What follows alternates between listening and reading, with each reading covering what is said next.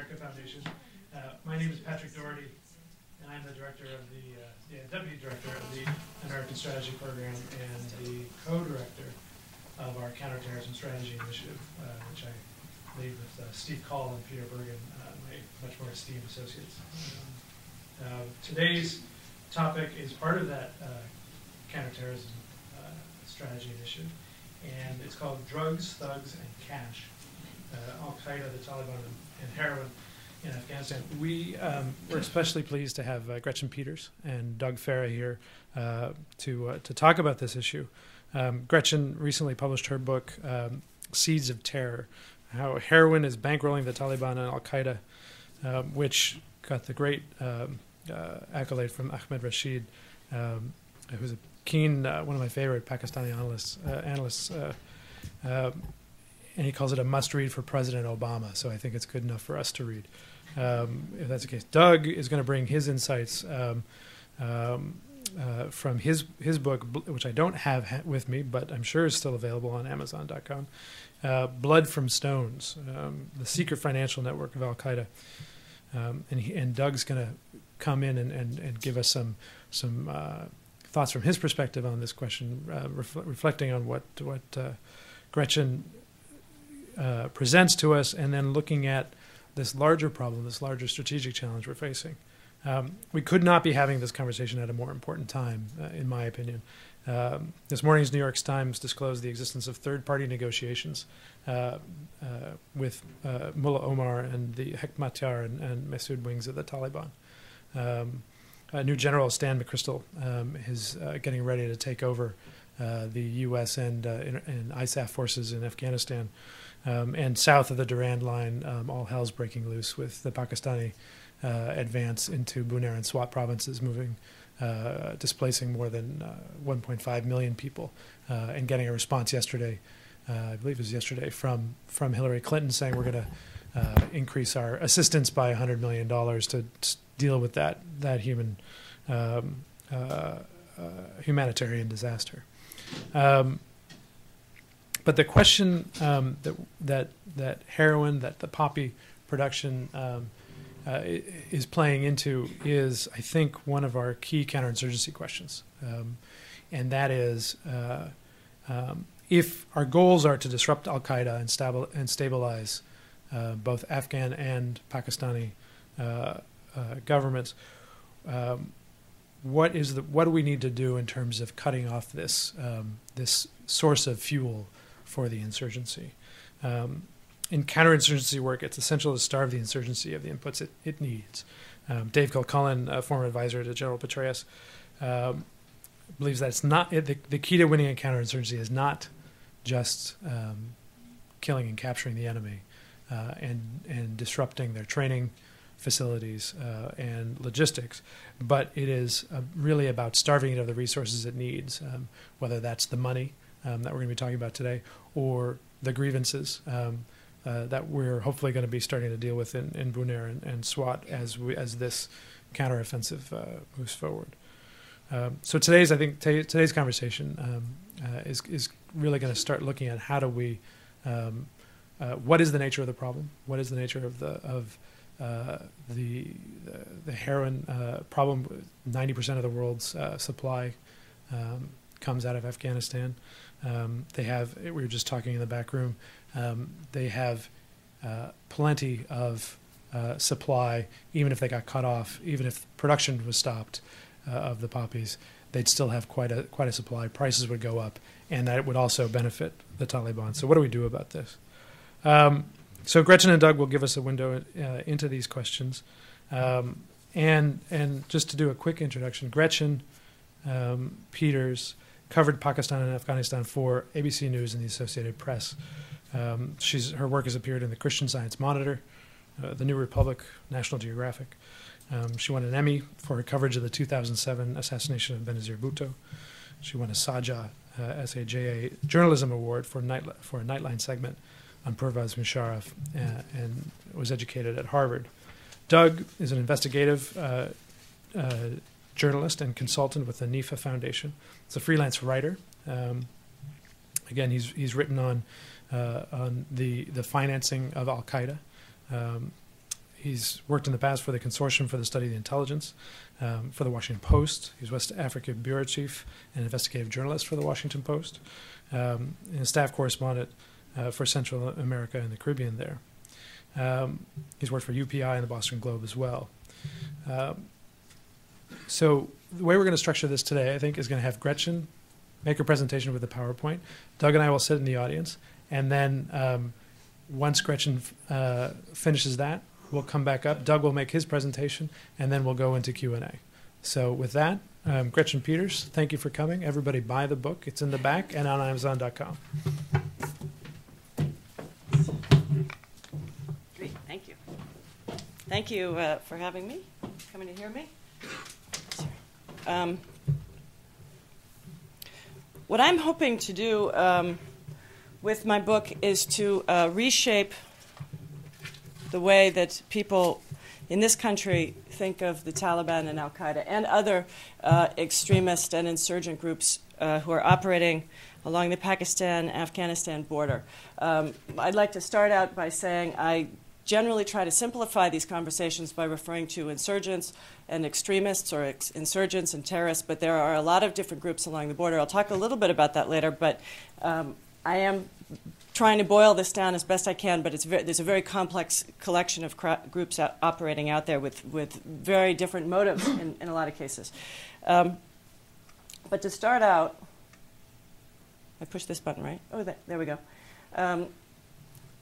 When we think of the Taliban here in this country, most of us think of these kind of bozos. Filthy, wearing rubber sandals, fanatics living in caves, religious warriors fighting for ideology, accessorizing with Kalashnikovs and RPGs, soldiers, holy warriors, soldiers for Islam, right? This is our impression of the Taliban.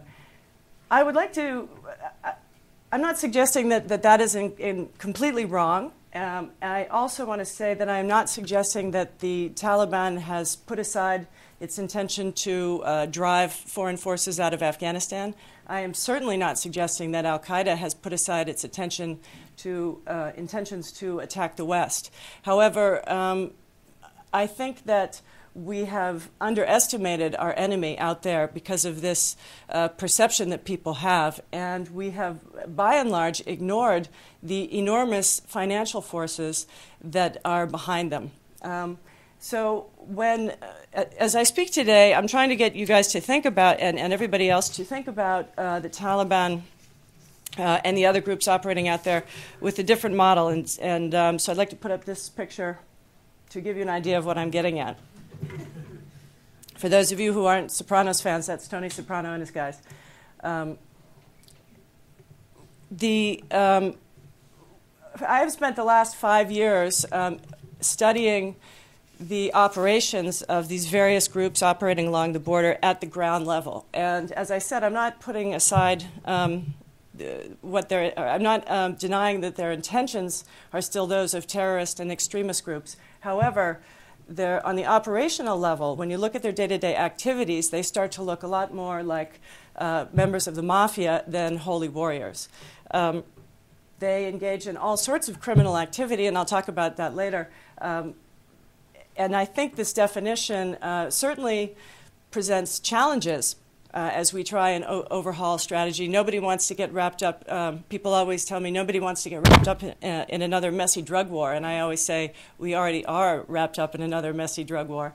But it also presents opportunities, and in particular, I think it presents opportunities to get the people of Afghanistan and Pakistan on our side, because their lives are being chewed up by this criminality and this criminal activity.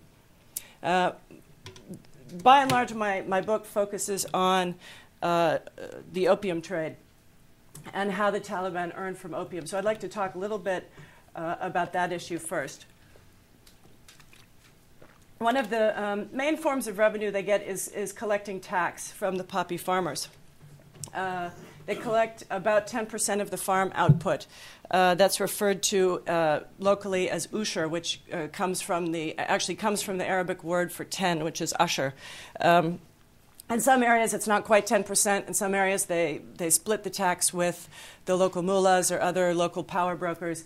And I'd like to add that in a lot of places, there are corrupt state actors who are also engaged in this sort of, basically it's extortion. They force farmers and local residents to contribute to the insurgency. Again, this is like Chrissy Montolsanti coming around to the local pizza shop and making them pay into to the mafia. I've heard story after story after story of the mujahideen, of the bands of Taliban soldiers coming into shops and saying, you've got to contribute your money this month to the brothers in the mujahideen. This actually, in recent years, has even started to affect nationwide businesses in Afghanistan, in particular the country's growing mobile phone network. We heard stories of in Zabul province, the Taliban there went around to one of the networks and tried to get the regional or the provincial director of the company to start contributing to the insurgency. When he refused, they blew 3 distribution towers and cut off power or cut off phone service to that province for an entire week. In rural areas where there is very little use for hard currency, a lot of what they ask for and get are actual commodities. They get vehicles, particularly like to get these souped-up Toyota Hilux trucks that they travel around in, motorcycles, telephones, in particular because of surveillance. They will ask for new handsets, new phone chips. Afghanistan's mobile phone network is a pay-as-you-go network, and so they'll ask for what are known locally as top-up cards to get more airtime. This will extend to satellite phones, usually Thuraya handsets, and credit cards that will give them credit on Thuraya phones. Most routinely, they will ask for food and shelter as they move around the areas from local people, from mosques, and even medical care. I even went in Qaeda to visit a hospital that's run by one of the biggest drug smugglers in the region, where Taliban soldiers can go and seek medical care if they're wounded in the battlefield. Probably the biggest amount of money from my research comes from protecting the opium trade, protecting drug convoys as they head towards the border, protecting drug refineries, protecting, in some cases, although I found this was to be less frequent, actually setting up defensive perimeters around poppy fields in certain areas. They also, since the time when the Taliban was in power, they have taxed heroin refineries that are along the border, or I should say, most of the refineries along the border only refine it up to morphine-based. They don't. Not many of them do actual crystal heroin, but they tax those. That's a very, very large percentage of their earnings, and increasingly, and this is something that parallels what happened in Colombia with the FARC. Increasingly, we're seeing Taliban commanders diversifying their activities within the drugs trade. And now, in the last just sort of 2 years, I've started hearing about Taliban commanders actually running drug refineries themselves. That was something we never heard. Even just a few years ago, when I started looking into this, people would say to me, well, you know, every power broker in Afghanistan just takes a cut of what moves through his patch. And this is true. And it's not just illegal commodities. It will be legal stuff as well. Everybody will make truckers pay a little bit of money as they pass through the zone that they control. One of my favorite examples of this is that the fuel tankers that carry jet fuel to the air bases at Bagram and Kandahar, which are fueling the planes that will come back to bomb the insurgents actually tax those trucks as they're coming through. I just think that's great. As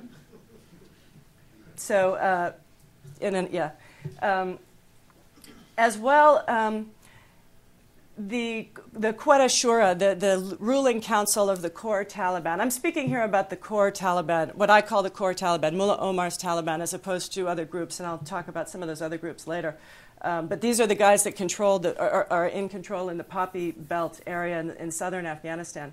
The major traffickers and the cartels, most of them based in Quetta, make donations to the top leaders of the Taliban, people like Mullah Omar, Mullah Obaidullah, Mullah Baradar. And these donations are to the tune of millions of dollars every year. So that's another important source of income for them. From my research, Afghan insurgent groups, including the Taliban, and the Haqqani group, which is more in the southeast, and the HIG, which is up in the eastern Afghanistan, they tend to control and profit off of criminal activity until it reaches Afghanistan's borders. That's when the other guys come into the act. From my research, al-Qaeda operatives and probably the group that is most involved in the drugs trade is the Islamic Movement of Uzbekistan. Interpol, for example, estimates that they help move as much as 70% of the heroin that reaches Europe, and we're talking about a multi-billion-dollar trade every year, through Central Asia up into Turkey and into Europe. This is precisely the moment where you stand to profit the most. This is when the drug goes up in value 10 or 12 times. I mean, it differs by region, but where the international or regional terrorist groups with ambitions to attack the United States and the West, where they come into it is where you stand to make the most money. And so I find that aspect of this very alarming. What I was never able to determine in my research is whether it's quite clear that low-level al-Qaeda operatives help move drug shipments for money. What's not clear to me is how the money filters up through the system within their network. It's very hard to get any information on what happens at the upper levels of al-Qaeda. However, I'll talk about how it generally works, and I believe it to work the same way in al-Qaeda. I talked about how they have diversified vertically throughout the drug trade. As well, they have diversified into other criminal activity in the area. Kidnapping is a growth industry there on both sides of the border. The most common victims are wealthy businessmen, Pakistani and Afghans. Diplomats have been taken. A good friend of mine who is the Afghan consul in Peshawar was kidnapped about 6 months ago. Another friend of mine who is a Western correspondent there was kidnapped and remains in custody. We're not supposed to talk about it in the media, but it's a...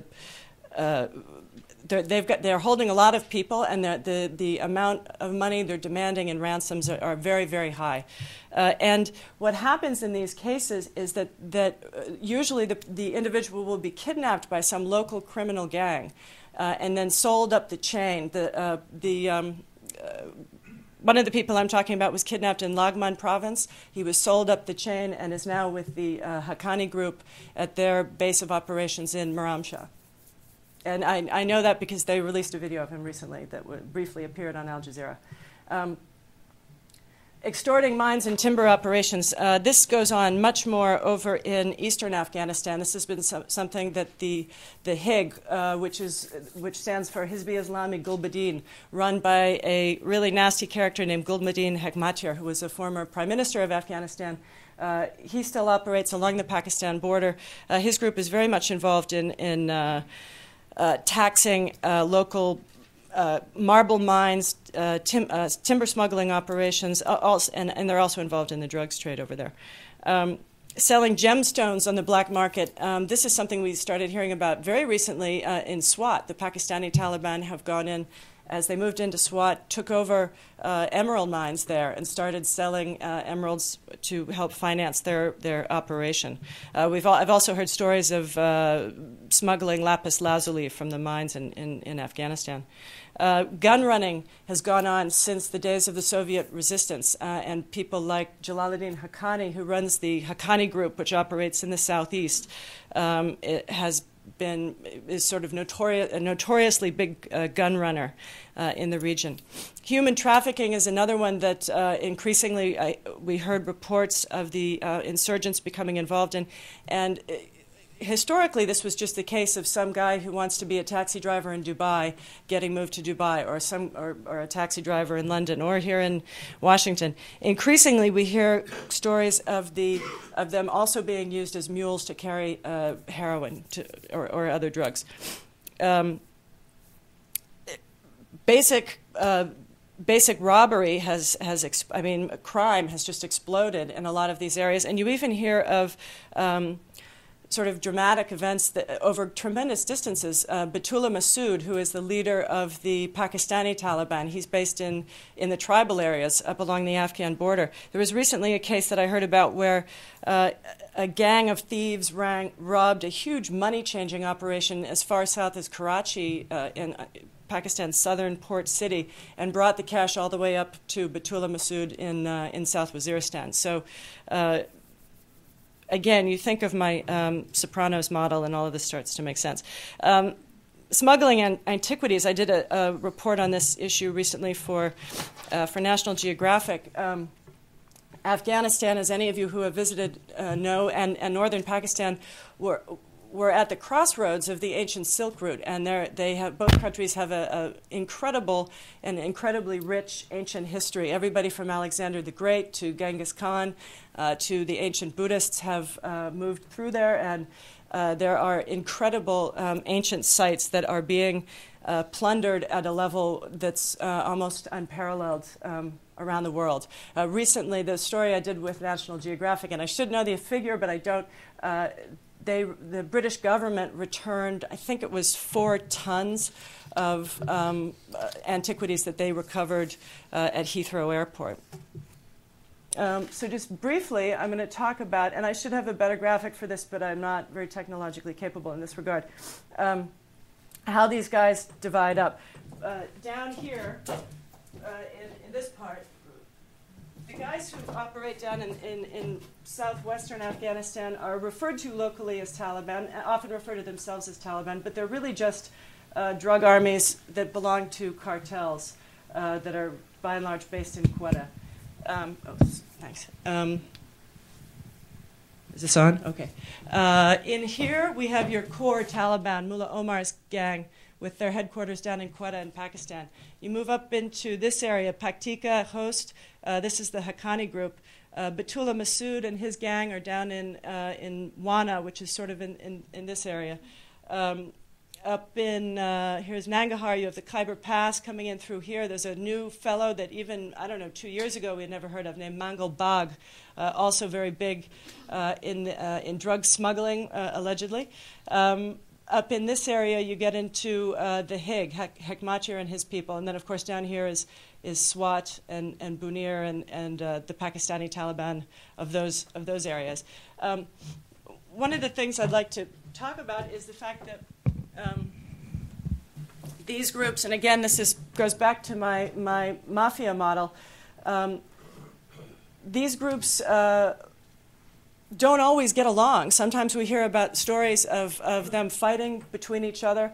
We also got very interesting reports, the researchers who worked on this book with me and I, of routine finance meetings between them. Each of the big guys will each of the commanders of these various fronts will have a financial representative, and they will get together for regular meetings in Quetta, in Peshawar, in Miramshah, where they decide essentially how to divvy up the spoils and who gets to control what road, who gets to control what district, who gets to profit off of what, and how they split profits, to what extent they split them.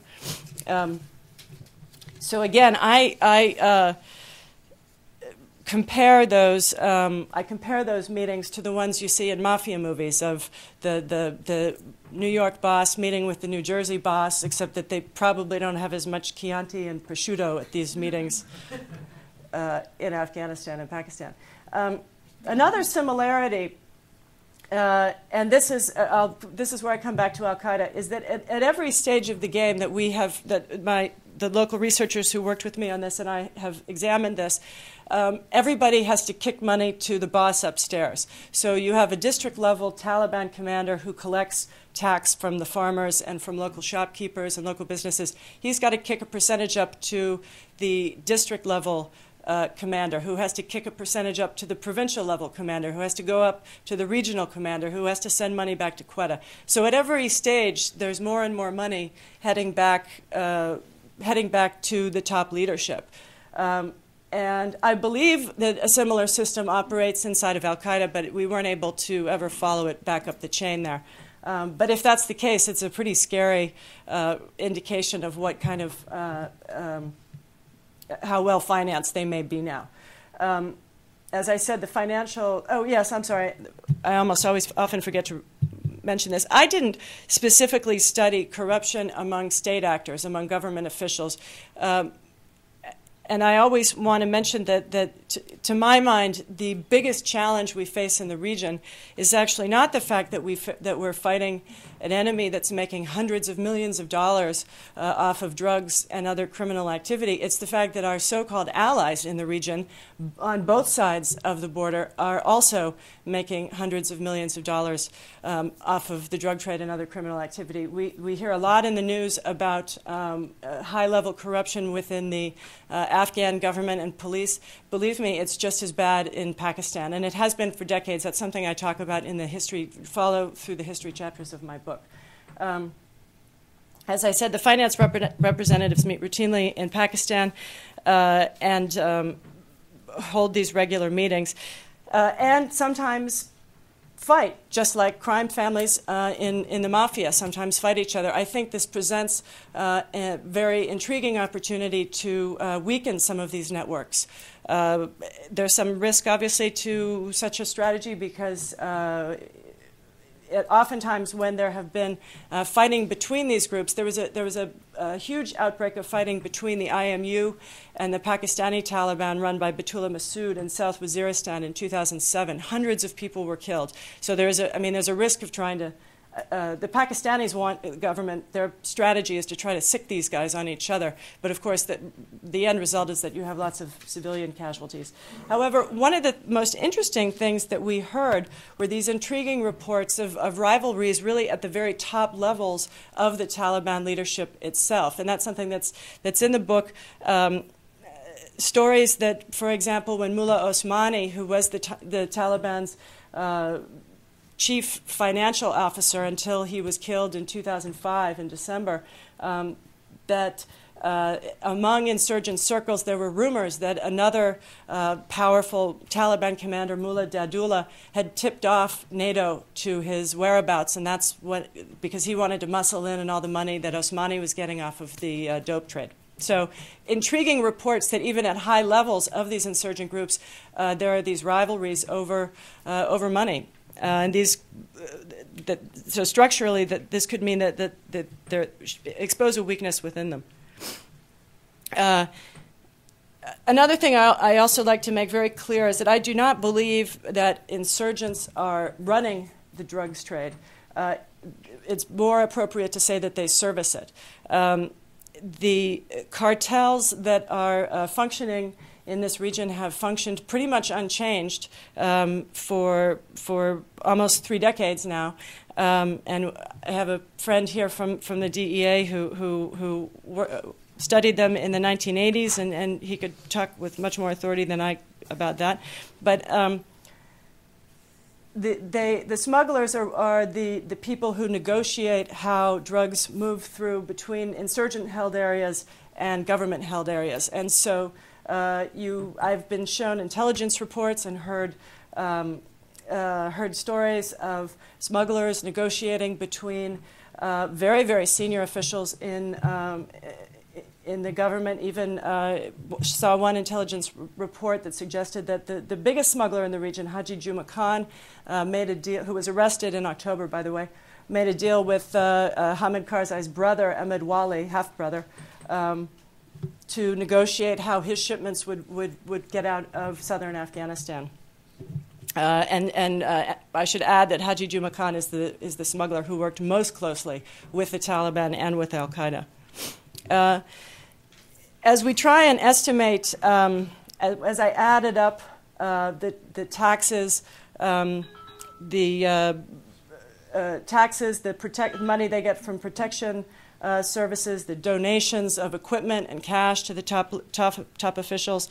The UNODC estimates the Taliban and this is the Taliban alone, earn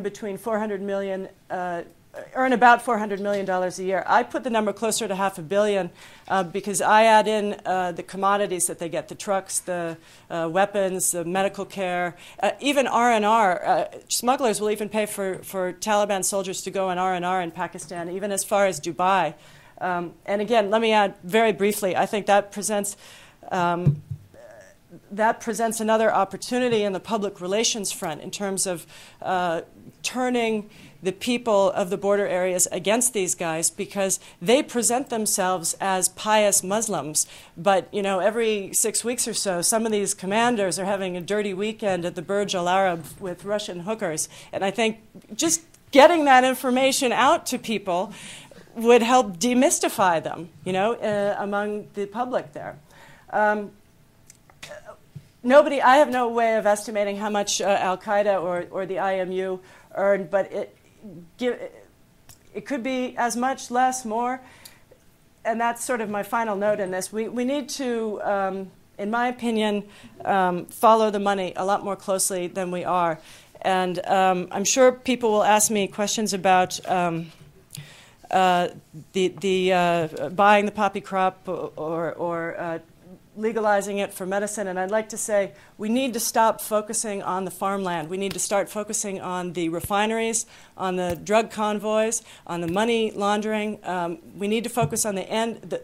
The farm gate profits is the smallest percentage of the insurgents' earnings. And by going after the farmers, we turn millions of people in Afghanistan against us. We need to go after the criminals and the extremists who are at the other end of the trade. That's my presentation. Thank you so much. Thank you. Thank you, Gretchen. That was great, very provocative, and I can't wait for the Q&A session. If we could ask Doug to make his presentation, and then if we can turn off the screen, and then also comment on what you heard from Gretchen. Then I'll ask a few questions and we'll get it going. Well, thank you. Is this on? Yeah, okay. First of all, I think Gretchen's book is great, and I think that it's one of the really sort of seminal works that deals with what I think is one of the primary security challenges we're going to be facing, or we have been facing, or not facing, but we should have been facing a lot earlier on, and that is this nexus of terrorism with illicit activities, and what happens when groups lose their state sponsorship and become self-sustaining on criminal activities. And I think that is a new paradigm we've been very slow to recognize in how we deal with the world in which we live now, and we often underestimate the abilities of these groups to work together, or we often grossly miscalculate the consequences of those groups crossing paths.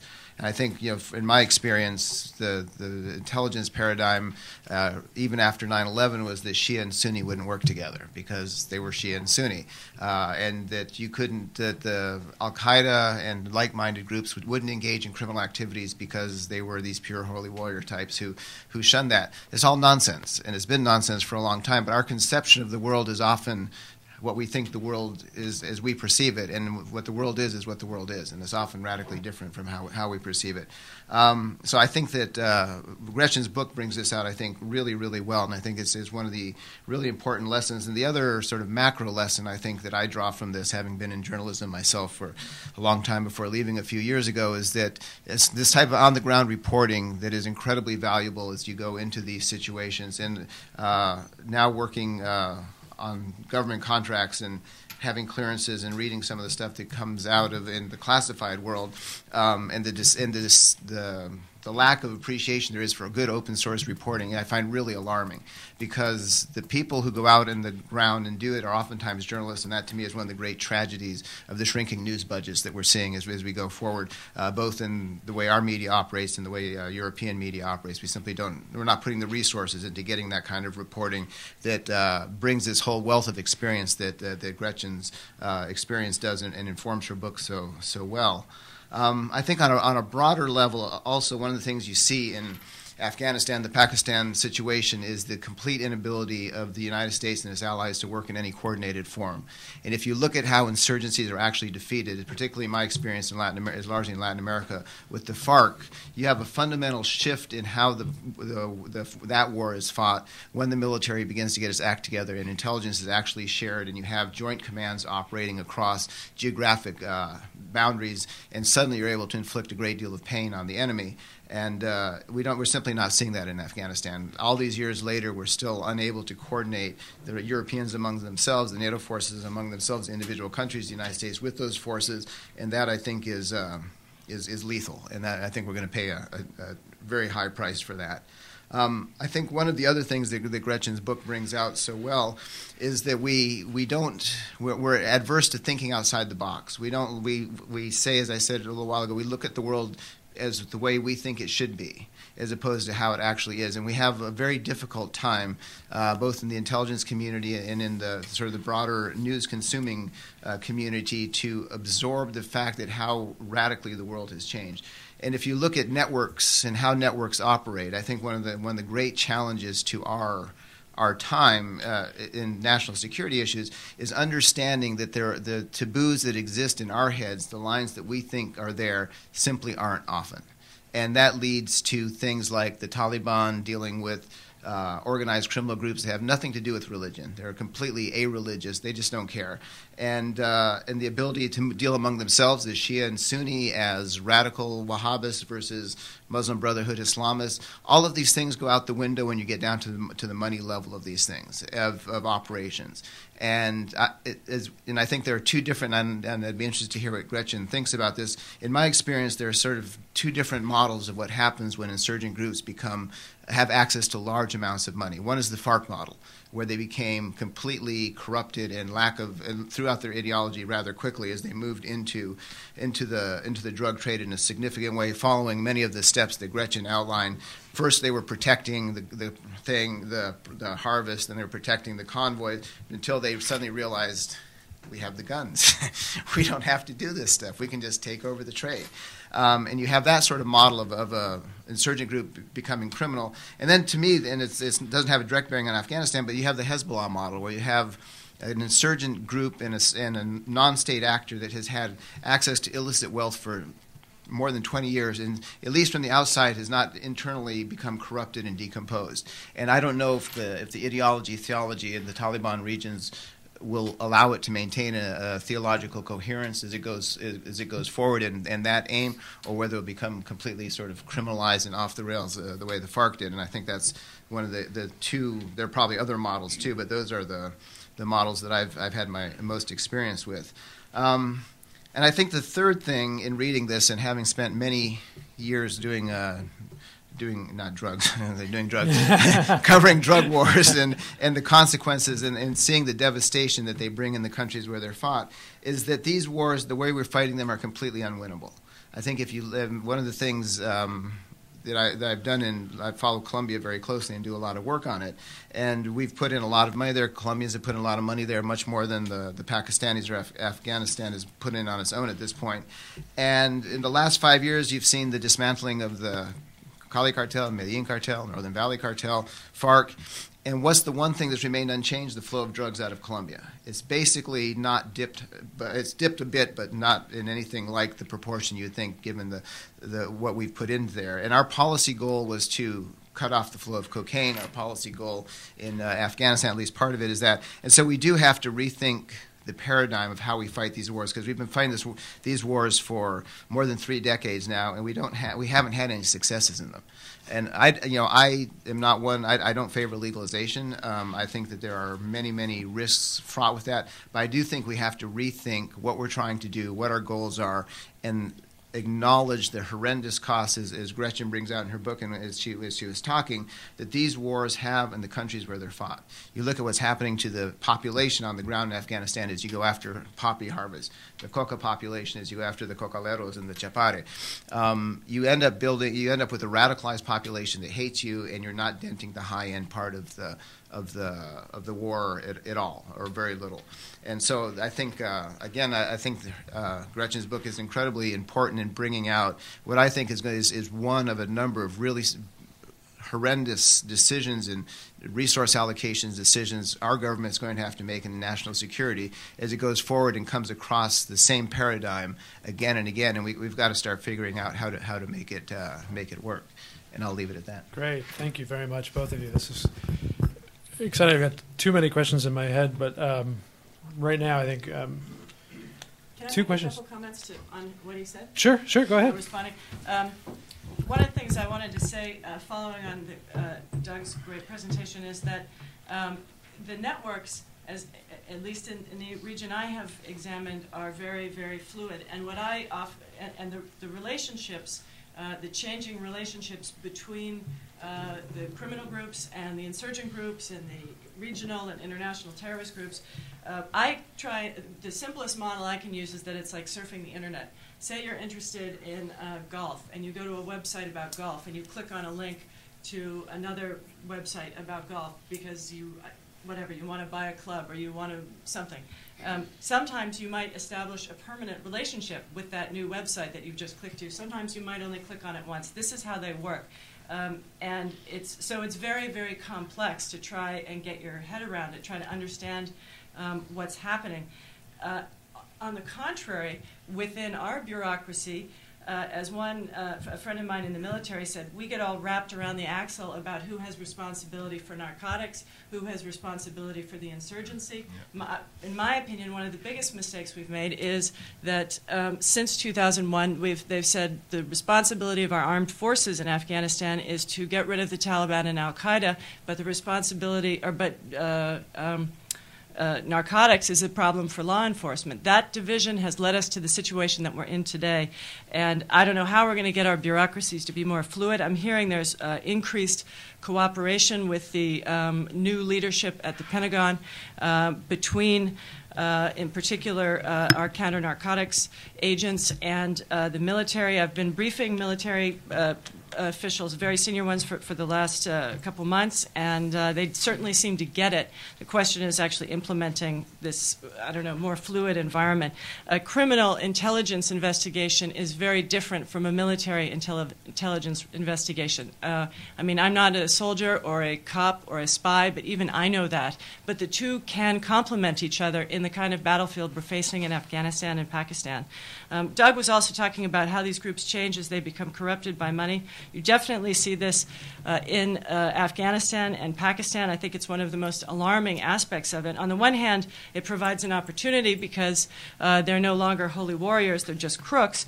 But they actually, in many areas, the Taliban have become much more ruthless. On the one hand, you hear about them now, they now allow music and dancing, and but also engage in the sex trade. We get videos of them beheading people.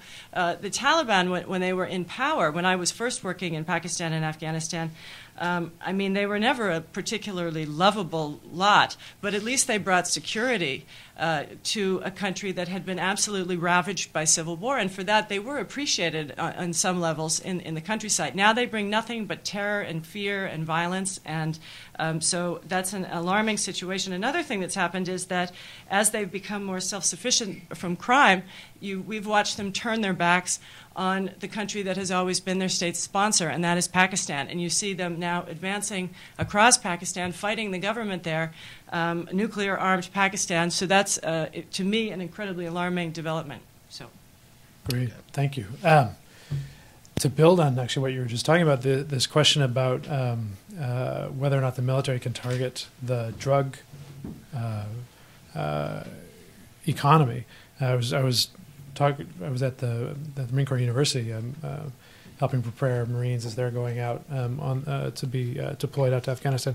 And one of the issues that they're raising is that if they come upon a major drug operation, their rules of engagement don't allow them to work there and to do anything to do it unless they're being attacked. It's starting to evolve, but a lot of the experience of the guys coming back is that this was not the way the game was played, and it gets to I think there's probably what I'm going to assume is probably an oversimplistic implication from both of your presentations, that to the extent that the drug industry is separate from the Taliban, that the kingpins are not also the Taliban leadership. If the Taliban as a service is providing services to the drug side, to what extent, if we started targeting the drug kingpins in a very concerted way, would that have a net positive effect? Would it dry up the source of revenue for the Taliban? Or, as Doug was just talking about, are we at a point where the Taliban can just say, well, we're just going to step into the vacuum and take over the entire trade? To what extent can you separate them out? Could you target it separately? And then, Doug, I guess to follow up on that after Gretchen, what would you need to do in terms of population support to make sure you don't lose the population at the same time? In terms of there are very powerful smugglers who have sat on the ruling council of the Taliban. Among them, 3 who have been captured. Haji Bashar Nourzai, Haji Baz Mohammed were on the 5-member original ruling council of the Taliban when they were formed. Those guys are 2 major smugglers, both incarcerated in the United States now. Haji Juma Khan, until he was arrested, apparently had tremendous decision-making, or tremendous authority, or what's the word, influence in decisions that were made. And another thing I'd like to add here is that increasingly I would hear stories of strategic operations to support the drugs trade. In other words, the Taliban would push into a district not because it helped them on their goal of capturing Kabul, which I'm not even sure they have anymore, but it would open up a smuggling route into Iran or in some way support the drug trade. So I think there's certainly areas where they could step into the place of the cartels. Some of these, the real money, the people who are really powerful behind the drugs trade in the subcontinent are not in Afghanistan. They're in Quetta, they're in Karachi, and most importantly, a lot of them are in Dubai or in the UAE. And there are not that many of them. And we know their names. And so I think at the very least we could have a naming and shaming campaign. Some of these people, people like Saki Dost Mohammed Notazai, who has been wanted by the U.S. government since the 1980s. Every year, if you read the drug report that the State Department puts out, the INSCR, I think it's called, yeah, every year there's a sort of plea, it used to be right at the top, now it's sort of way down around the 30th paragraph. Will somebody please arrest Saki Dost John? This has been going on for like 20 years. He was caught with like several tons of heroin, or one of his shipments was, the Pakistan police actually mistakenly intercepted it, and they tried to recover from that and have been trying to recover from that ever since then. But these people are known. Everybody knows their names. Another guy right at the top of this in terms of money laundering, based on my research, is Dawood Ibrahim, the man who was blamed for the for helping to finance the recent attacks in Mumbai. We can start asking for these people to be handed over. Neither Pakistan nor the UAE has a particularly good track record in handing people over, but they have handed over drug lords and criminal actors in the past, or at least kicked them out of their territory so we can catch them somewhere else. Gretchen, would you briefly tell people about the monopolization in 2000 and 2001 when the Taliban was still in? I didn't see that you were back there, Ken. No, but in terms of this connection going way back. In what year? In 2002. When they suspended their ban as a way to monopolize, to build Omar's staff. Oh, right. Yes, this is one of the things that pisses me off more than anything is this perception that exists in this country that the Taliban were anti-poppy because of this 1 year that they stopped farmers from growing it. That was because the crop had become so enormous and they had such huge drug stashes, or stockpiles piled up, and the price was dropping. The bottom of the price was falling out of at the farm gate level. So you had major traffickers. This was when Haji Bashar Nourzai apparently really profited off the trade, who bought up, it was basically this giant insider trading deal. They basically bought up huge amounts of poppy and then said, none of you farmers can grow anymore. But once the ban was put into place, and again, because of the very rigid security they had, people abided by it, the price of opium went through the roof, and they started selling off their stockpiles. And so all of the guys closest to Mullah Omar made millions and millions and millions of dollars. And this is, as Ken says, how they consolidated their control over the market. And that particularly was helpful to them in the post-9/11 period to funding. I argue that they have come back on the wings of the drugs trade and other criminal activity. Great.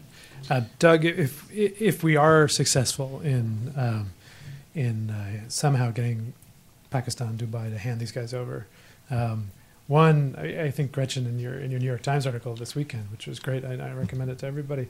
The smuggler who was arrested, whose house you went to, whose network is still, I don't know, I think operational, still operational, even with him arrested. Are we going to face probably that? If we decapitate these organizations, are they going to continue? And then what? A lot of these cartels are family run. So it's. And in some cases, I even think this could be true with, and this goes back to my Sopranos model. I'm a big Sopranos fan, so you have to forgive me for using it. But you know how Tony Soprano is actually running them, but his Uncle June is the one that everybody thinks is the guy running it. I've heard reports that Haji Bashar wasn't so much the kingpin; it was actually his cousin Hamidullah is the one that's actually doing who's really the guy doing the smuggling. But Haji Bashar was the head of the tribe, and so therefore he was the one that everybody focused on. So these are very much family-run operations, and you have to not only learn these families, you've got to go to school on these families and figure out the rivalries within them before you start to understand how to weaken them. Mm-hmm. But you also have to understand their rivalries in this enormously complex tribal network that is the backdrop to all of this.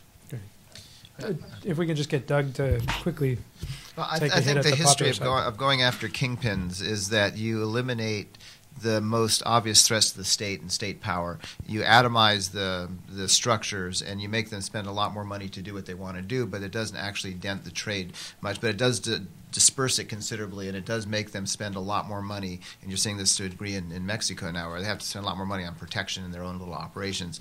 On going out, and I think I'll throw in a better plan that my friend Ken mentioned to me once: kill the cooks. There are very few people who know how to refine raw opium into morphine base, and fewer know how to make it into crystal heroin. Some people I've heard as few as 24 chemists operating along the Pakistan-Afghan border. That's not going to stop the drugs moving out of there, but it's going to dent their operations pretty hard, and it's going to make it harder for them to get other guys to replace them if you keep knocking them off or arresting them. There are vulnerabilities in each structure. There are those vulnerabilities, and you can pinpoint them where you would hurt them more. I think that the DEA has been working on a strategy that is looking also at this new world that we're facing, and they're targeting what they like to call the shadow facilitators, which are the groups like different folks in Pakistan, Dawood, Ibrahim, and others who move across the criminal terrorist world and provide the services that each group needs as they look for, because they do have some common needs. And if you take out one of those, in my case it was looking at the case of Victor Bout, the Russian weapons trafficker, you dent numerous organizations and make it very hard for those groups to come back in the same form they were before. They'll come back, and they'll be smaller and weaker for a long time, and you've reduced the level of threat.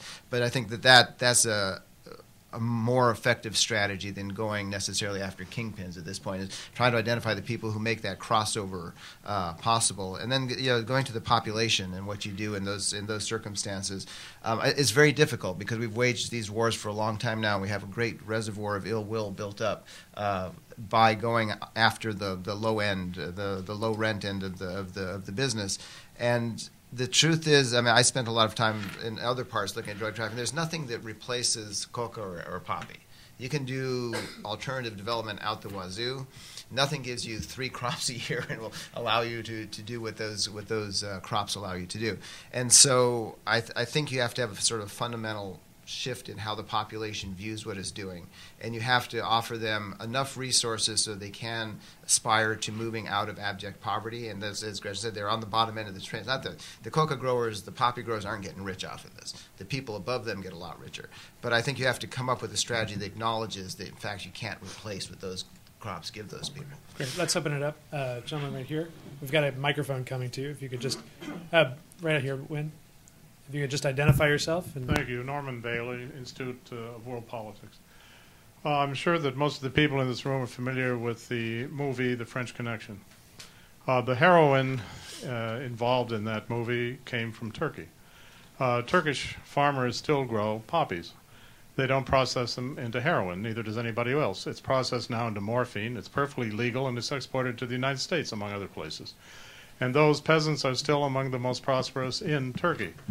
The Indian peasants who produce a lot of poppies and a lot of morphine are among the most prosperous in India, and they export also to the United States and other countries.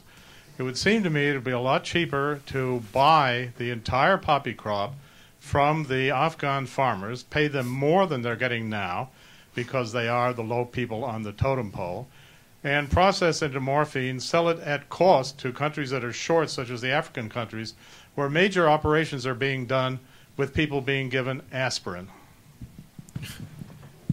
A response from the panel? Yeah, this is an argument that I get asked about this suggestion a lot, and I certainly see the possibility for something like that happening down the line. Another one of my favorite new proposals is that poppy apparently makes a terrific biofuel, so we can fill our tanks with the opium from Afghanistan. At the end of the day, this is an issue of law and order, of rule of law. If there is no magic bullet to this, we can't say to them, okay, we're going to buy up all your dope and put it into medicines. I'd also like to say that the opium that is harvested in Afghanistan is not harvested or in any way processed hygienically. No pharmaceutical company will ever put that stuff in their medicines, and if you want to see what they look like, in the book there are pictures taken by my friend here, Rich Fiano, on a secret mission that I talk about that took place in the 1980s. The drug labs are filthy, disgusting, no longer secret, it's in my book. They are filthy places, and so it's not a something that we could possibly do anytime in the near.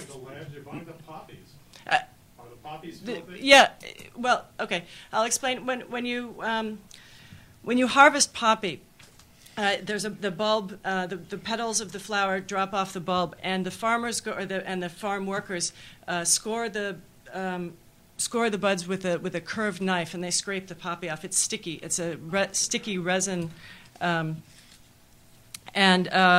And they scrape it into like a little bucket that's usually worn in a waste pack. In places where it's harvested for use in medicine, they then clean the knife off in distilled water and some other form of disinfectant. In places like Afghanistan, they lick it. So not only do they become hooked on their own crop, but that's not harvested hygienically. I don't think it's a bad idea eventually, but in a country where there is no regulation, no law and order, and a completely corrupt government, I don't think it's a feasible proposal right now. I do think one day it could be, but my argument whenever I hear these ideas of buying the whole crop, biofuels, is that there is no silver bullet. There is only one exit strategy to this region, and that is extending governance to the border areas between Afghanistan and Pakistan. And I have spent a lot of time with the people of those areas, and they are good people, and they want rule of law in those areas. There's this other misperception that they are these fundamentalist, rabid extremists. The ordinary people of those areas are not like that. These extremist groups have moved in there since the conflict began 30 years ago in Afghanistan, and what I hear when I go around and talk to people in these communities is that they want schools. They want schools for girls. They want health clinics. And they want jobs. I often say that Taliban is just another word for unemployed young man. A lot of young guys in the border areas join the insurgency because they don't have another option. The insurgents are paying salaries that the government can't match. The former finance minister, I haven't actually read this report, but I just got it yesterday. The former finance minister of Afghanistan, Ashraf Ghani, recently did a study on this. He estimates that the tipping point is $4 a day, that ordinary Afghans have to make $4 a day, and that will be enough to get them off of opium and get them away from the insurgents. I don't know how he comes up with that number because I haven't read the report, but it actually has been calculated what we need to do. And the other thing, the other thing I'd like to say to that is we always talk about trying to find a way to make poppy legal. Why don't we subsidize legal crops? I mean, one of the things that the traffickers and the Taliban are doing that is a reason that many people grow it is not because the small farmers aren't making so much money off of it because of this predatory loan structure that that traps them in poppy debt. But what they do is they buy the crop in the fall, which gives the traffickers, which gives the farmers money to get their family through the winter. But because of the loan structure, they usually owe more than they're able to produce. So the next year they have to grow more poppy.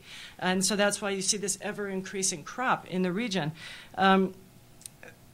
I think in some ways we should copy what they're doing, except not make it predatory. Offer to buy their wheat in the fall. I agree with Doug. Nothing's going to equal what they make off of illegal drugs. But my experience with the people of Afghanistan, they know that what they're doing is against Islam, and the Quran can be our ally in this fight, not the ally of the extremists. Great. Okay, let's open it up. Right here, also in front. Win. Yeah, Jamie Factor. I wonder if you could talk, Gretchen, and perhaps Doug, I'm not sure how familiar you are, but in your travels in both Pakistan and in Afghanistan over the recent years, the United States government, the European Union, the United Nations, the World Bank, on and on and on, have put millions and millions and millions of dollars in development aid into Afghanistan in particular as part of this nation-building effort. And I wonder if you could, of which great sums of money have supposedly gone to support alternative livelihood programs and things that don't work. To what extent do these aid programs, particularly those of the U.S. through the U.S. Foreign Assistance Program, provide any sense of alternative economic opportunity than what they're now gaining through growing poppy? I mean, is the problem that these programs are being managed by people who don't understand the culture?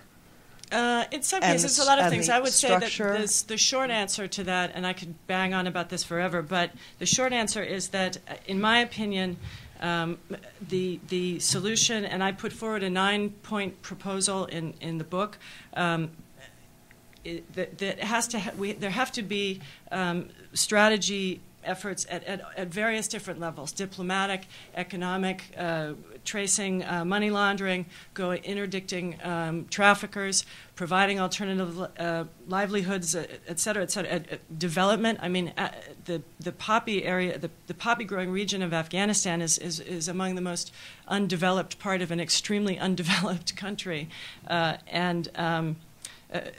for example, you have things like anyone who's gone down their roads knows that if you grow a crop of melons, by the time they bounce all the way to the closest market, they're going to be ruined. No one's going to buy them. So you have all sorts of challenges that we face. And I always say that it's like the drug cocktail given to an HIV patient. There have got to be multiple different solutions at the same time, or we're never going to cure this illness, this cancer that is going on there. And again, I think having read classic counterinsurgency manuals, I think that would work. I mean, you start in areas where people are a little bit more friendly, that are closer to centers where you can transport networks that you can actually get help in, and ask people what they want. I mean, my experience has been if you go in and say, what will it take to get you guys off of poppy, to get you guys to push the insurgents out of your area, they'll tell you. I mean, they usually have ideas. It was only 30 years ago that Afghanistan wasn't growing poppy. I mean, there's still a lot of people around who know what they used to grow there. And I think we need to listen to them, let them decide. There are these. I've been to some of the most crazy projects where somebody in Washington cooks up the idea that, you know, we need to build, one of my favorites was going to see, they were building a cobblestone road in Helmand. I mean, the last thing Afghanistan needs is more bumpy roads, you know. And I know the idea was that it puts a lot of people to work and cobblestone lasts for a long time, but nobody goes in and asks the people, what do you guys think you need?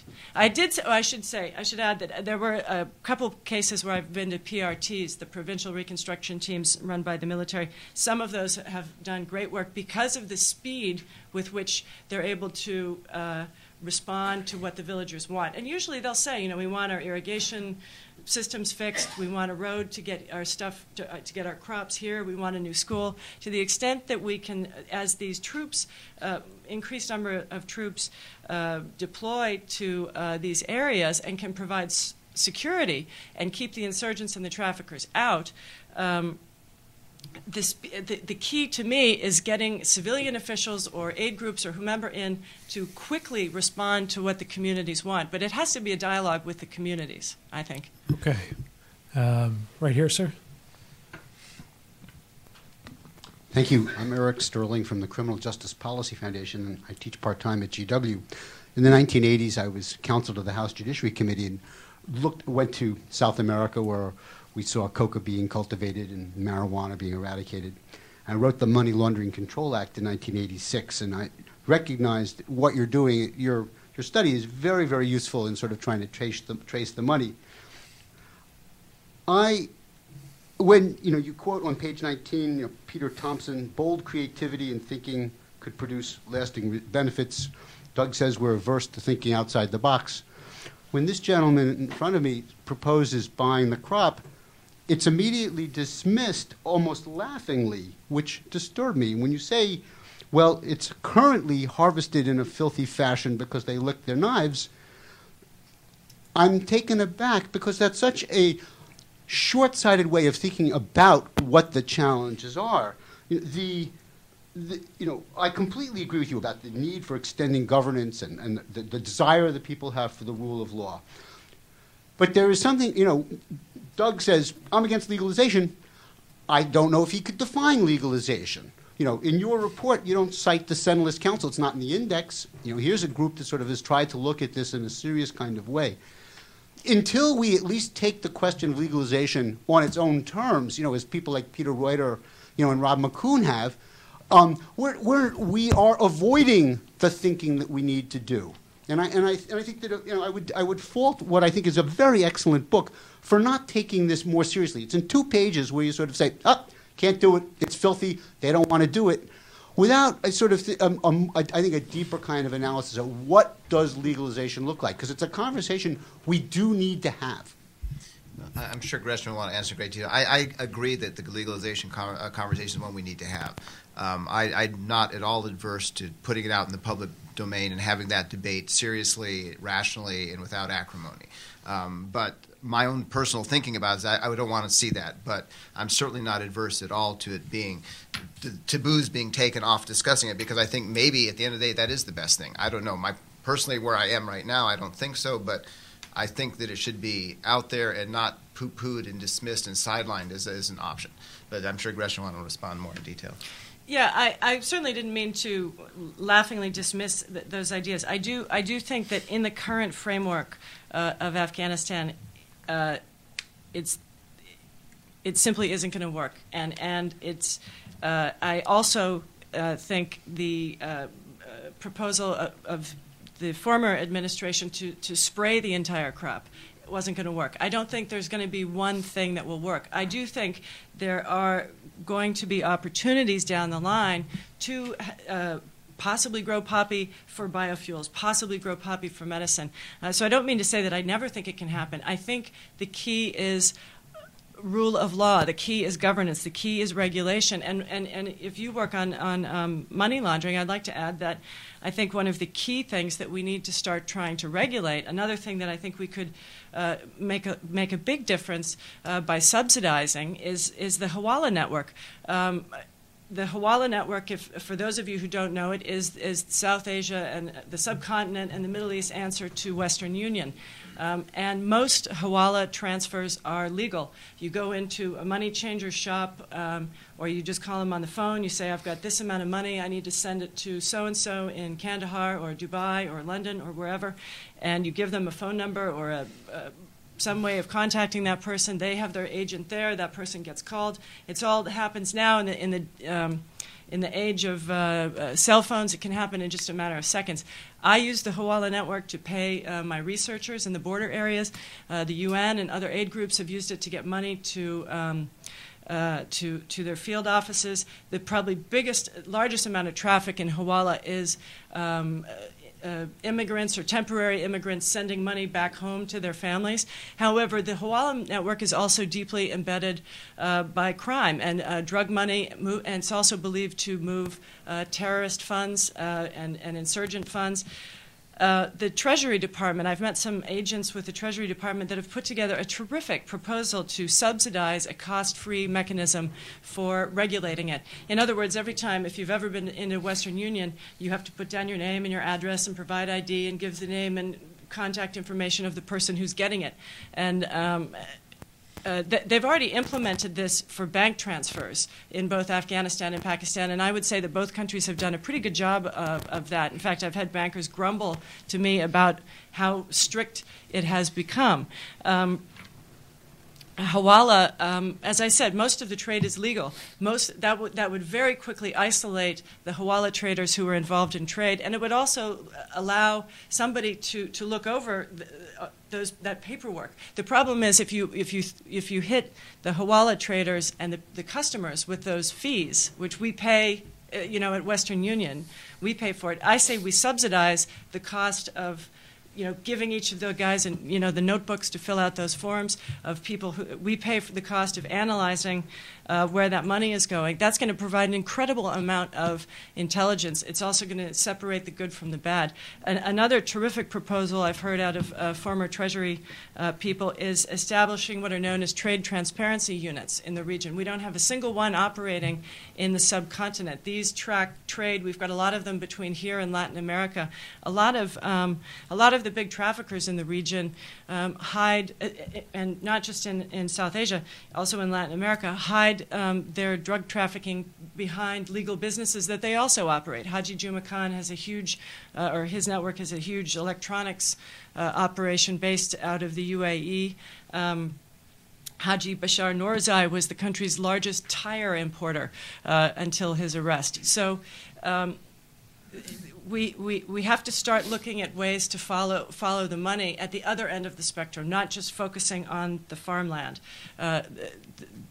I do agree that there should be options for this, and I also support a lot of arguments about legalization. However, I think it has to come at the demand side. We can't legalize supply until we legalize demand. And so I think as a nation we need to start having discussions about this, particularly about marijuana, which I don't think is particularly harmful. I wouldn't recommend legalizing heroin, but I think that as a nation we need to start thinking outside the box. But in the current framework, I do not believe that Afghanistan's poppy crop can be legally harvested right now. I think there's actually we're going to try to get to the rest of the audience because we need to kind of get through. A lot of people have been waiting patiently. So the lady in the blue jacket, Wynn. Thank you. Tamara Rigo. I work in the area of substance abuse, and I'm wondering if you have any ideas on what could be done to decrease the attractiveness of the opium in the first place. For example, if people knew... You mean using it? Yeah. Like, if you think of the tobacco industry and how people have been marketed to specifically, and if you understand, if we understand that new users, young people, are attracted to tobacco partly because of how it's marketed and the image of tobacco and so on and so forth, and they're targeted as a specific group. If people could understand that they were funding the drug industry through their use, and if we could make it very less attractive to begin using or to continue using, if we disseminated that piece of information. I'm going to just hijack that question for a second, just to kind of keep it on the Afghan-Pakistan kind of conversation. And if you could, actually, if you can give her the microphone back, Wynn. If you could reframe it in the terms of what do we know about demand-side programs in dealing with supply? What is the impact? And if you could frame it in that context, because this audience is here, I think, more primarily for the Afghan-Pakistan. So, what's your experience on dealing with the demand side, and what kind of impact? How can we? And what best practice? What if you can make the connection for us? If we can reduce the attractiveness of the drug, and make it much less attractive to even I'm not sure go if there. people use opium in rural Afghanistan because it's attractive to them. They in many here. Who's buying it? Oh, I Or I in don't Europe. work on. There's a factual I don't work on this. misconception. Less than 3 to 5% of opiates in North America come from Afghanistan. So is it is the not Europeans our then? demand. Is it The the opiates Europeans? go to Russia, to England, to Iran, to Yeah. Pakistan. Okay, so This the is tobacco one of- industry, Us being the here would do nothing for this issue. Right. but the Thank you, tobacco Ken. industry is marketing now to third world countries because Americans are using less tobacco. Pardon? Okay, I think we're going to have to move on. Right. Do you guys want to handle any demand side kind of questions? I don't. I've never studied the U.S. drug market. I've never studied consumption here. I don't. I mean, I can only. I can really only speak about Afghanistan and Pakistan. Sorry.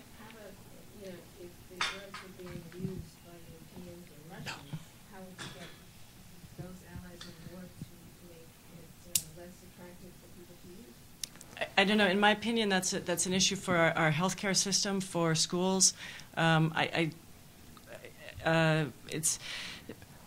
not something I study. Okay. I think the gentleman in the green T-shirt here had a question. Good afternoon. My question focuses a lot, I think, well, in your experience as traveling the world and bringing this news back to this country so people can be aware of what's going on and how there is this phenomenon, this alarming phenomenon that news agencies are moving a lot of their resources away from the ability of journalists to go abroad and to bring this news back and this very substantive look at the issue. Is there any sort of in your experience as journalists, is there any sort of communication that's happening in the media currently that, the focus on, because we turn on CNN every day and we see foreign correspondents standing, in Qaeda. There's, you get to see When the was image the of them last time being you there. saw a CNN correspondent in Qaeda? Oh, this I was would love probably to right know. after the invasion, but Yeah. but to that point though, it seems like a lot of this doesn't trickle up. I read a lot of news, but a lot of still then reading the news every single day, this stuff doesn't really trickle up unless you go and you spend $20 and buy a book and you get to actually you get a substantive look at the issue. Now, is there any sort of movement in the media business to focus back on moving these resources back overseas and giving reporters the opportunity and journalists the opportunity to really delve into these issues? And I know that there is a demand side of that and that they chase the dollar, but I think that this is a conversation maybe has been lacking. I think it's a really important question. I think that those days are as traditional news gathering organizations are gone. They're not coming back. You have some private groups now like ProPublica and others that are trying to fund serious investigative journalism that does something. If this is off top, we can talk about maybe this offline. But I think that we are losing a great deal. And I think that part of, you say it doesn't trickle up, I think partly when you had 15 or 20 news organizations reporting around the region, it did trickle. You had sort of a mass amount of a lot of stuff out there that people absorbed. I think now when you have one or two or none, there is no possibility of it sort of entering your general discussion of how, and worse, it's not entering the policymaking discussion any longer. But we can talk about that separately. I could give you a brief example, though. There was a long stretch of time when the only two, outside of the AP and Reuters and AFP, the wires, who are always out there and do great work, and the BBC, the only two Western reporters permanently based. Well, there was a Time magazine guy, but he spent a whole lot of time in Iraq at that point. The only two people who were out there permanently were me and Carlotta Gall of the New York Times. And she and I both went on vacation for about during the really miserable hot summer months. We both were escaped from the region. And I came back through the ABC office, and they said, well, you picked the perfect time to go away because there is nothing happening out there. And I said, yeah, it's like a tree falling in the forest, There's not going to be anybody out there to hear it happening pretty soon. I mean, foreign news budgets are being decimated, and increasingly people are being asked to do, I was taught to film, which I do a terrible job of, and they tried to teach me to edit, and they tried to teach me to do all this other stuff so I wouldn't have a crew. And then, Musharraf declared martial law, and there was a huge earthquake. And, every time I would work myself to the point where I actually once physically collapsed and started vomiting. I mean, I was so tired. I'm not making this up. And I've heard of other people. This happens to people all over the world. And the media gets a really bad reputation for just putting a bunch of crap on the air, and I think a lot of the times it's a fair assessment. But there are a lot of us out there who are working our butts off and trying to get really important stories out. And I don't know what's going to happen, but something's got to change to get money to those people, because there are a lot of people doing a lot of important reporting, and they are barely scraping by these days. For instance, there is this one thing: in order to beat our enemy, we have to understand our enemy. Yeah, exactly. And you cannot. I mean, from looking at all source information that's out there, you cannot. I mean, I didn't know the various tribal affiliations and what the tribes were. I mean, you look back through history, and the reason why no country has ever ruled Afghanistan, has ever conquered Afghanistan, is because these tribal distinctions and these relationships run thousands and thousands of years deep. Why are we not talking, or why is this information not available? Well, no one wants to publish it. I started working on the story, and this drug story was I originally started working on this as a spot for World News Tonight on ABC. I started in 2003 or 4. It took me until 2006 to get it on the air, and at that point they stole it from me and gave it to their chief international correspondent and pretended like it was that he had actually done all the filming. They actually choppered him into a poppy field, but tragically by then they had harvested the poppy. That's a classic case of how news organizations work these days. It is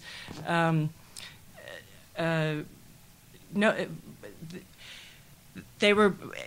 In this case, everybody was obsessed with the war in Iraq. I think news organizations can't walk and chew gum at the same time anymore, and it's partly because they're so pared down. There's a complex world. There are not a lot of people trying to deal with a multitude of stories. There were a lot of times stories that I had out of Pakistan or Afghanistan got bumped off the air because of something else that was also really important. A lot of times it was something stupid. They tried to pull me off of this work once because Brad Pitt and Angelina Jolie came to Pakistan, and I got pulled off of Poppy for a whole week because of that. So, But the flip side is that it's actually a very reportable story. You were talking about your network of researchers that you pay through the Hawala network. Right. You can actually get in and interview a lot of the players in this story. Because they never get arrested. But it's very reportable. Everybody. I mean, I met with a lot of people in the Quetta, the Serena Hotel in Quetta. I had people come and sit with me in guest houses.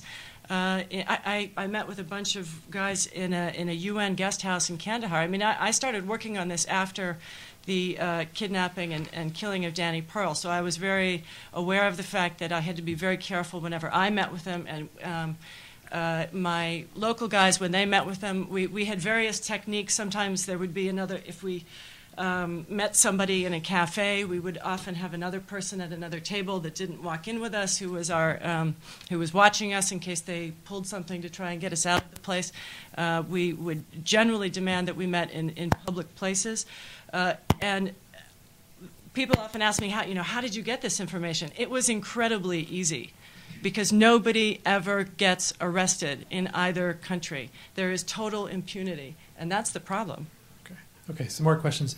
The lady in the middle there.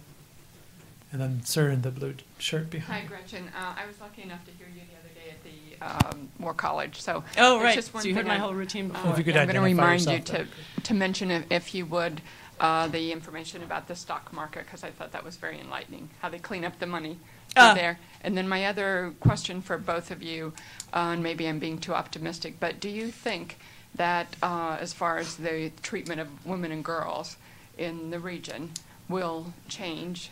Is there any chance they'll lay off women if they're so busy making this money through drugs? So stock market of women and girls. Could you just identify yourself too? Oh, I'm so sorry. Dana West. I'm in transition, but I used to be with JIDO, the Joint IED Defeat Organization. I promised General Metz I'd always plug JIDO, and this is a very relevant conversation for the IED fight. Thank you. In terms of women and girls in the region, I would say there is no sign that life is improving for them. In fact, if anything, I find this campaign to bomb girls' schools, destroy girls' schools. That's why we left. I have 2 daughters. We left the region because of that. Recently there have been these really kind of creepy stories of some kind of poison gas being released in girls' schools in rural Afghanistan. Girls have fallen sick over. I don't think anyone's died yet, but it's a alarming sign that they're trying to use chemical weapons of some sort to attack girls' schools. There have also been these cases that Dexter Filkins of the New York Times reported on of these gangs in Kandahar that have been throwing acid on the faces of little girls as they enter school buildings. And what that has, the result of that has been that families across Afghanistan, and increasingly now, it's very tragically in Pakistan as well, are pulling their girls out of school. And people like me just leave the country. People who can are leaving. I mean, I have a lot of friends in Pakistan and Afghanistan who are just trying to get the hell out. The KSE, in the book, there's a chapter about following the money, and this talks about Dawood Ibrahim and the Hawala, all of that kind of stuff. One of the things I tried to look for was the gateways where this dirty money moves into Western banking institutions, moves into the regular money supply. One of those areas, I believe, is real estate, what we locally refer to as the narchitecture, these huge mansions that have gone up all over Kabul, Kandahar, Quetta, Karachi, and I believe also Dubai, the city with 20% of the world's cranes. What a better place to park your drug money than in one of the many towers that's going up there. None of this is regulated in the region. Real estate deals or transactions are not regulated. The KSE, the Karachi Stock Exchange, is another place that I believe it's grown exponentially in size. Interestingly, lots of Western banking organizations have now gone and opened up branches in Karachi because it's now, the KSE has become such a powerful stock market in the region. It's also famous for its incredible soaring heights and falls. There are about 5 stockbrokers who control the vast majority of it, and they've all come out of nowhere. One of them used to be a bookie for cricket games, for example. There is definitely dirty money in the KSE. I don't know if it's all drug money or where it's coming from, but there is no regulation of where it comes from. As I said, Pakistan has done a terrific job of implementing these know your customer laws that the Treasury Department and other governments have been pushing around the world. But there is no know your customer regulation. There's no you don't have to provide a source for your cash if you come into the KSE and buy stock. So you make a couple of stock trades and that money comes out clean. You can stick it into Citibank, you can stick it wherever you want, and it's got a history. You don't have to flip it too many times. And so, again, I just think that's a place where at least we ought to investigate it. Investigate what's going on there. Okay, great. Just the last question to the man in the blazer. Great. More of an observation than a question.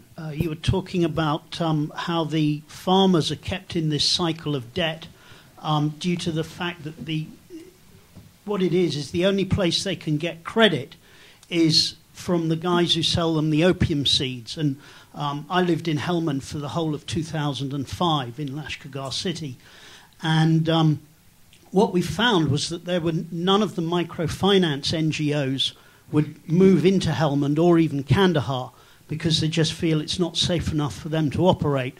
And therefore, the local population are denied any form of credit system and are tied into the narcotics. But also, to give you an idea of some of the money being talked about, my driver, both his uncles were opium farmers, and they both made $400,000 a year from growing opium in Helmand province.